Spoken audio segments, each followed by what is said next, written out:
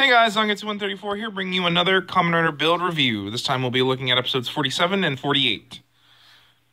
47, of course, being the death of Kamen Rider Grease, Kazami Sawatari, and 48 being the final showdown between the Riders and Kamen Rider Evolt. Or Evolto, however you wish to pronounce it.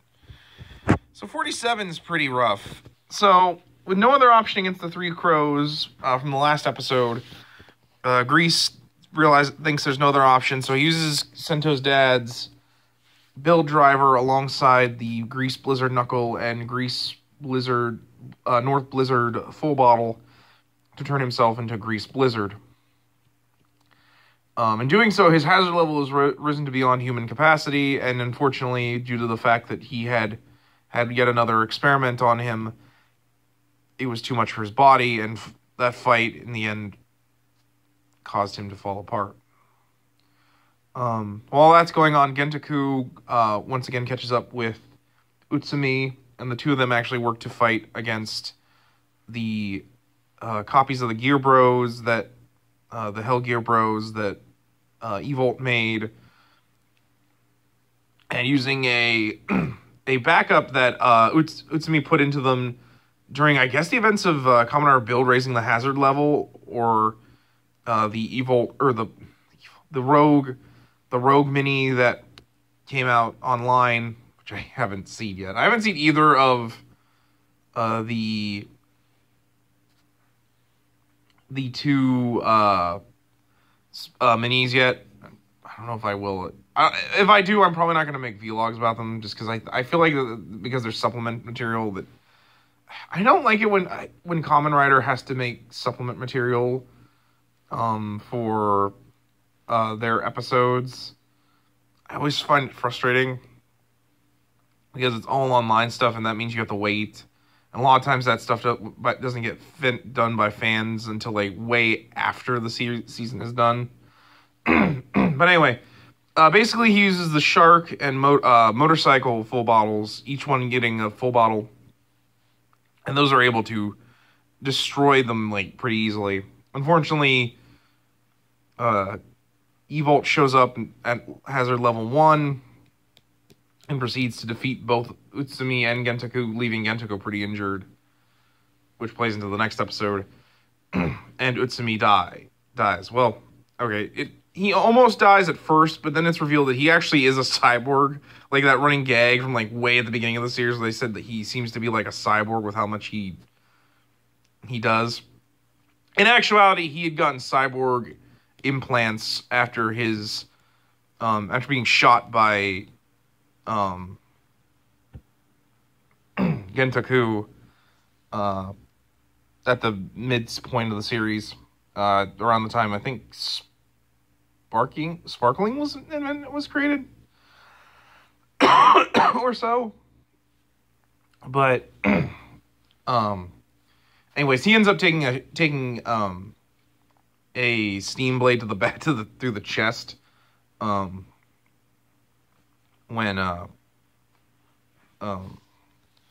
protecting Gentaku and Sawa, who he was contacting them through, as the two of them were both children of Nanba. And it turned out that Utsumi had only joined up with Evil so that he could get an Evil driver and use it to try and match the power of Evil. In fact, he was able to go through all the phases because he had the genetic data in his Evil driver. The problem being that his cyborg implants couldn't handle it. And I, for the record, really love the idea of Utsumi being a cyborg, since that's a great callback to like the Showa era Kamen Riders, and how they were all cyborgs in one way or the other. Yes, even Amazon. He was an ancient Incan cyborg. Like they used ancient Incan cyborg technology to make him able to handle using the Gaga armlet. Yes, that is a real thing I just said. Okay, so, while this is going on, Kazami uses up all the power of the Blizzard Knuckle, and in fact, it actually kind of has the same abilities as the Genius Full Bottle, where it, like, depending on the amount of times you twist the lever, is the power up. He never took it out of the build driver, so I don't know. There's no way for us to know if he can use the Blizzard Knuckle as like a weapon, like how Cross Magma can use the Magma Knuckle as a weapon.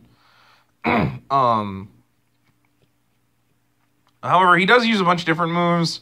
He does one where like he can like turn his claw arm into an energy claw, and he crushed one of the fake crows against the wall. He defeated the other one using the single, which I think also like gave him like a freezing ice punch. But then of course when he used all of them at once, he was able to do his blizzard break, and that was a standard rider kick. It was basically like his rider kick he does when he's Grease, except instead of shooting oil out of the shoulder packs, it's I guess ice cold fire or something like that. The idea with him is that like or with Blizzard is that it's his rage and anger has cooled, but it made the fire burn hotter despite the fact that it's colder. It also has something to do with ice temperature physics, and how like if something gets really cold, it actually burns.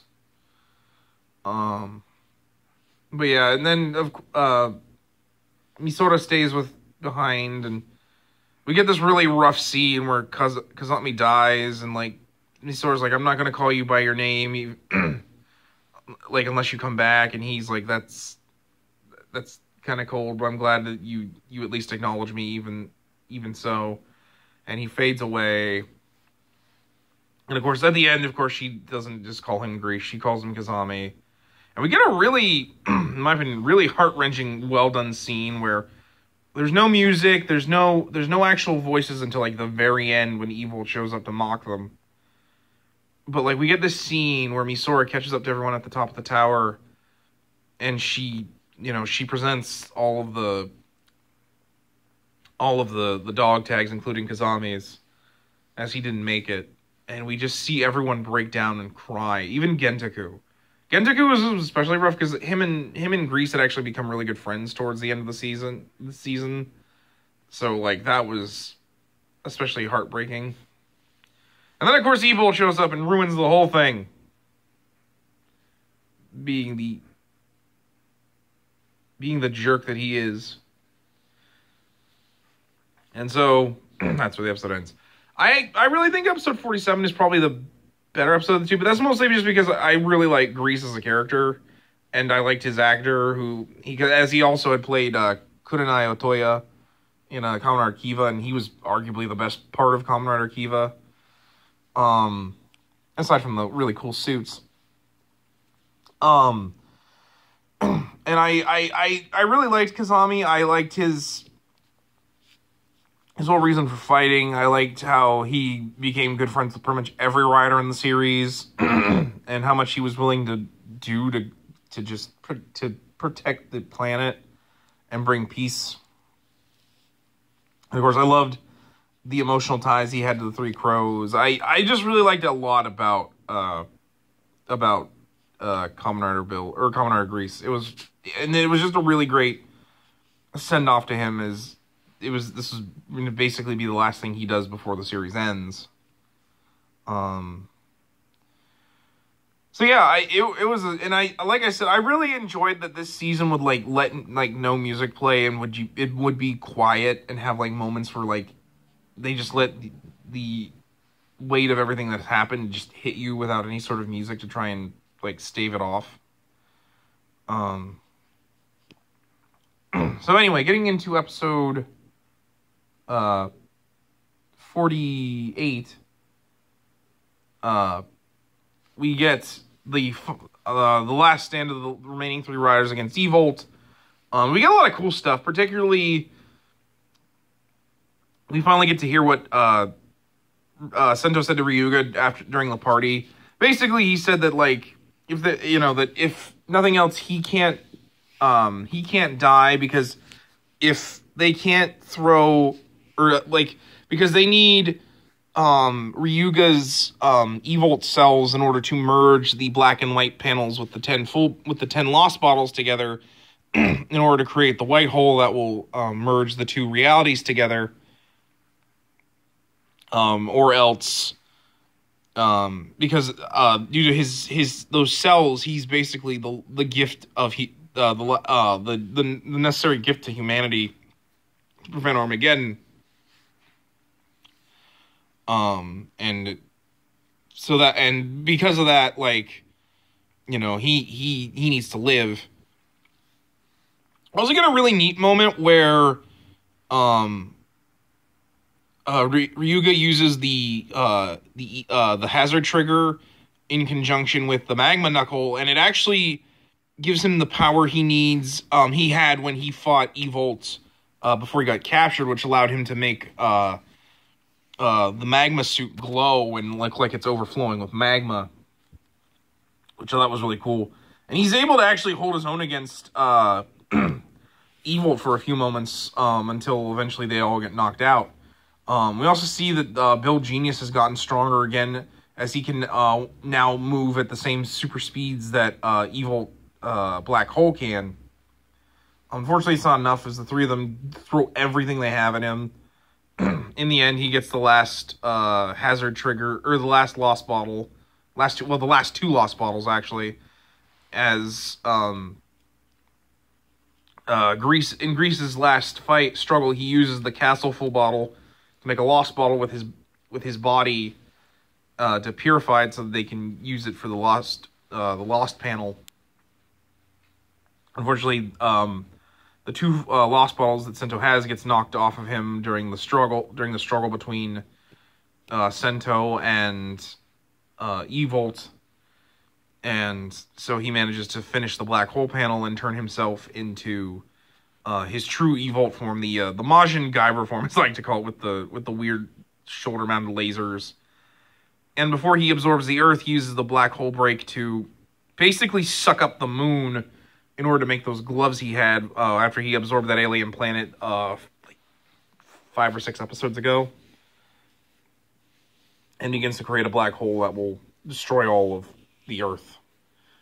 And due to the fact that Sento and Ryuga were too injured to keep going, Rogue was actually still in his suit, and he stands up to try and fight so that they can find a way to stop him and keep him back long enough so they can get the black panel and the lost bottles out of his body. And basically, his whole idea is that if I can just damage the Evolt trigger, you won't be able to move, and then Ryuga and Sento can come in and pull the panel out of you. Unfortunately, due to the fact that he had the the lowest hazard level among the... Well, okay, he had the third lowest. Technically, Grease had the lowest, but due to the his fight with the Blizzard Knuckle, I argue he probably had they switched, and so... sorry. Didn't mean the on there. So I argue that Gentoku at this point now has the lowest hazard level, just because of the fact that he was only purely using a Splash Driver and the Cracked Crocodile full bottle. And he fights as hard as he can, and we actually get another flashback of Gentoku and Kazami cleaning up the barbecue that they had before they went off to their last battle. And Kazami actually says he forgave him for all the stuff he did as Night Rogue and as a villain, and says, after this is all over, you should go into politics and try to, help, reestablish Japan and all that. And he says, I haven't really earned that. And he's like, you gotta forgive yourself, dude. I've forgiven you. Like, that shows how good of a person Kazami is, because he's willing to forgive, all of them for the stuff that they've done to him. Like, he forgave Sento for the death of the Three Crows, or for the death of the Stag Three Crow. I think it was Aoba, his name? Yeah, Aoba. Well, his fake name. I don't remember their real names, but I know his fake name was Aoba. And he forgave, the deaths of both Castle and Al. It just shows how, they died fighting for what they did, and it was war, and you weren't yourself because of the Pandora box light. You've clearly, wanted to try and fix what you did when you were, evil for the last 10 years. you know, it was actually a very nice, touching moment, and it's what drives Rogue to keep going, even though his body's starting to fall apart. In fact, Rogue hits him, or Evolt hits Rogue so hard, one of the lens pieces of his helmet shatters. So he joins the Kamen Rider Club of guys who have had their helmets smashed during battle. Like I was actually surprised that they did that, but I always think it's kind of cool when we see like the helmet get smashed and they just keep going. And so he gives everything he has for one last crack up finish, and it at first seems like it did nothing, and Gentoku like basically fades away for nothing. His dying words being basically, "Dad, was I ever able to match up to you?" You know, and we see, you know, his last moments with his father as the Prime Minister of Toto. And as he fades away, the darkness of the black hole seems to fade away a little bit as well. And the other two hear what Rogue had heard. Basically, the people of Japan, you know, saying, you know, Kamen Riders, you guys can do it. Which is, I think, a callback to Double, and how, like, in Double Forever, the guy Memories of Fate, everyone shouts on for them to, encourages them to keep Kamen Rider Double to fight and defeat Never and Kamen Rider Eternal, which also ends up causing the wind to pick up, and the wind going into the extreme Memories, like, turbine engine, which causes it to go one step further and turn the crystal on Kamen Rider Double gold, so that creates Kamen Rider Double Extreme Gold. Which I don't consider like a full-on actual another final form. I consider it basically just a boosted version of the final form. A lot of final riders. Sorry, dropped my phone. Okay, we didn't end up unpausing or anything. Sorry about that. But like, it leads to, where's I going with this? Oh yeah, like, basically, it calls Sento and Banjo to stand up because they can't let Rogue and Grease's deaths be in vain. And even though, like, their power is surging and it's injuring them a lot, they decide to try and fight anyways, and Rogue's like, alright, or Evolt's like, alright, well, I guess your hazard levels have risen a bit, but it's not gonna be enough to defeat me, especially when just because you're raising your power by hatred. And it's like, no. They're like, we're not rising it because of what you've done to our friends, although that has probably further our reasons to fight. The people down there are wishing for us to win, and we need to protect their futures. And so, the two of them, you know, stand up and they henshin, and it looks like Evolt's going to, you know, basically finish them off once and for all. And suddenly he stops, and it turns out that the last attack of Rogue managed to actually damage the Evolt trigger. And so Banjo ends up using his Evolt cells to pull the black panel and the full bottles out. And Sento merges it with the white panel after they separated enough. And then Misora brings the Pandora's box, and he puts the white panel on top, creating a rainbow energy that turns the black hole that's absorbing the Earth into a white hole, and it reveals the Earth without the sky wall. But in doing so, it requires all the energy of the Genius Full Bottle, which makes the Genius Full Bottle null, and unfortunately reverts Sento back to tank form. I guess his technically strongest form after Genius, since it's basically pure offensive capability. Much like how Rabbit was his fastest form. Kunai no Speedy Jumper! You know. Whereas, you know, Tank was Tetsuji no Blue Warrior! Because he was, you know, his strongest form. And I know, I'm a dork. I know each one of those. And I can do the build voice. Yabe! Hi-yay! That's okay, sorry. I'm being a dork now. Alright, but yeah, in doing so, Sento basically, you know, after they do all that, Sento says, you know, alright, now all we have to do is just throw you into this, basically into this, energy mass that's formed between the two, so that they can use Evolt's energy to merge the two worlds together. But before Sento can do that, Kraw's magma knocks him out of out of his rider form, and takes the full bottle with him, or at least looks like it takes it with him, or knocks it away as Sento's pretty too injured to move. And in doing so, he's like, no, I have Evolt cells. Like, I should disappear with him so that we don't have this happen again. Because I guess part of him knows that, like, or at least worries that, like, even though Vernage, like, fixed him, like, there's a good chance Evolt could come back through his body regardless. And so, Kraw's magma uses his power to fly him and Evolt into space and into the energy mass, and basically they die. So yeah, no, in this episode we lose the last two riders except for Build, which, you know, is great, except it isn't. I didn't need to see Ryuga die as well, and yes, I know the previews to Zeo shows he and Build are alive. It still was rough, alright?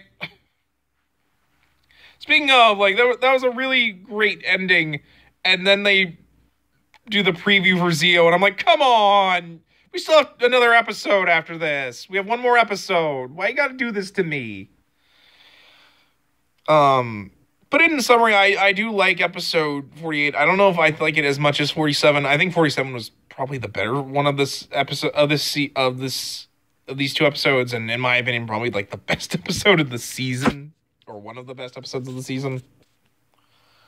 The only real complaint with this episode is why Sento and Ryuga didn't get up. Although I argue that it's probably because they were really badly injured.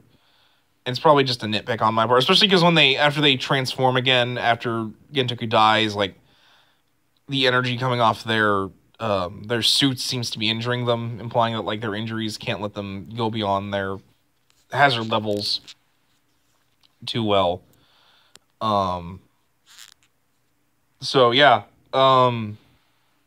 In summary, I think the episodes are both really good. I think they have a lot of really sad moments, but they also have a lot of really good moments. I think the fights are really great. I loved seeing Kamen Rider Grease Blizzard in action, even if we only got to see a little bit of it. I kind of hope they'll make, like, a V-Cinema special where, like, he comes back. Maybe in conjunction with a Kraw's Magma one. I would love to see a Kamen Rider Kraw's episode where, like, he gets the Blizzard Full Knuckle, or the Blizzard Knuckle, and uses it to become, like, Kamen Rider Kraw's Blizzard. I think that'd be kind of cool. And, like, it would be a great way for, like, them to use the Blizzard, especially since the Blizzard Knuckle isn't available until December. I don't know why they decided to let it not be available December since it's just a repaint of the Blizzard, or of the Magma Knuckle.